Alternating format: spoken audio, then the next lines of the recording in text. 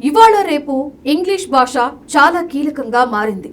ప్రొద్దున లేచింది మొదలు నిద్రపోయే వరకు మొబైల్ ఫోన్లో లేదా ల్యాప్టాప్తో చకచకా పనులు చక్కబెట్టుకోవాలన్నా, ఉద్యోగాలకైనా, విదేశాలకు వెళ్లాలన్నా, వ్యాపారాలకైనా సరే ఇంగ్లీష్ భాష చాలా అవసరమైందిగా మారిపోయింది. ఇంగ్లీష్ చదవడం, మాట్లాడడం రాకపోతే ఉద్యోగం కష్టమే అనే పరిస్థితులు ఉన్నాయి. రాబోయే రోజుల్లో కూడా ఇంగ్లీష్ భాష వల్ల ఉపాధి అవకాశాలు పెరుగుతాయని, మాతృభాషతో పాటుగా ఇంగ్లీష్ భాషపై కనీస పరిజ్ఞానమైనా ఉండాలని నిపుణులు చెబుతున్నారు.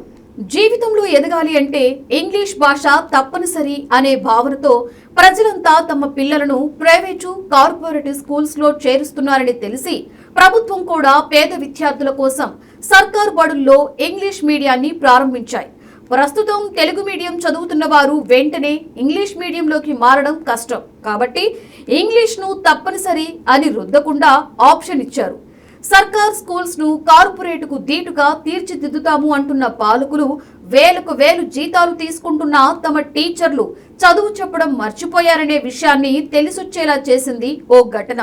సర్కార్ బడుల్లో పాఠాలు ఎలా బోధిస్తున్నారో తెలుసుకునేందుకు విద్యాశాఖ అధికారులు ఛత్తీస్గఢ్లోని బలరాంపూర్ జిల్లాలోని ప్రభుత్వ పాఠశాలలను తనిఖీలు చేశారు.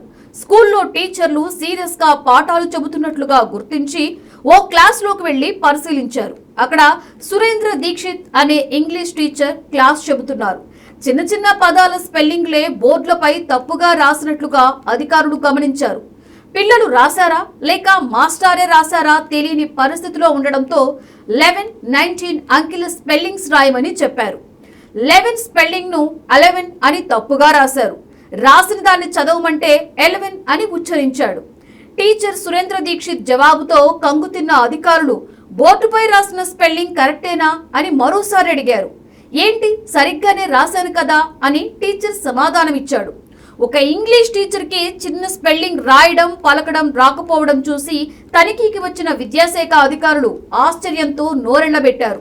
తనిఖీ వీడియోను సోషల్ మీడియాలో షేర్ చేయడంతో వైరల్ గా మారింది. వీడియోపై నెటిజన్లు ఆగ్రహంతో మండిపడిపోతున్నారు. స్పెల్లింగ్లే రాని వ్యక్తి టీచర్ గా ఎలా ఎంపికయ్యాడు? అతడు ఎలా బోధిస్తున్నాడు?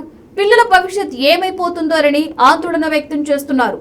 పిల్లలకు ఇలాంటి టీచర్లు పాఠాలు బోధిస్తే పిల్లలకి చదువు గుండు సున్నానే అని కామెంట్స్ పోస్ట్ చేస్తున్నారు.